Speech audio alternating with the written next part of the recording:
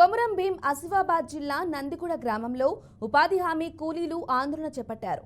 ఎండలో పనులు చేసిన తమకు సగం డబ్బులు మాత్రమే కట్టిస్తున్నారని అధికారులపై ఆగ్రహం వ్యక్తం చేశారు. గత సంవత్సరాల కాలం నుంచి ఉపాధి హామీ పనుల్లో చేసిన పనులకు ఇప్పటి వరకు కూలీ డబ్బులు పూర్తిగా ఎందుకు ఇవ్వడం లేదని గ్రామంలో అధికారులను అడ్డుకొని నిలదీశారు.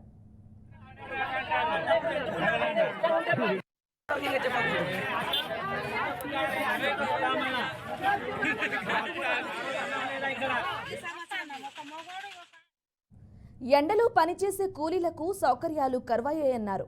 ప్రతిరోజు పనికి వెళ్లినా కూడా మాస్టర్ రోల్లో మాత్రం హాజరు వేయడం లేదని ఆరోపించారు. పనిచేసే చోట నీటి వసతి, షెడ్ నెట్, మెడికల్ కిట్ ఉండడం లేదని ఆరోపించారు. ఉపాధి హామీ పనులకు వెళ్లాలంటే సుమారు 7 కిలోమీటర్లు నడుచుకుంటూ అటవీ ప్రాంతంలోకి వెళ్లి వస్తున్నామన్నారు. ఆటో ఛార్జీలు కల్పిస్తామని అధికారులు చెప్పారు, కానీ ఇవ్వడం లేదని ఆరోపించారు. ఇప్పటికైనా సంబంధిత అధికారులు న్యాయం చేయాలని ఉపాధి హామీ కూలీలు వేడుకుంటున్నారు.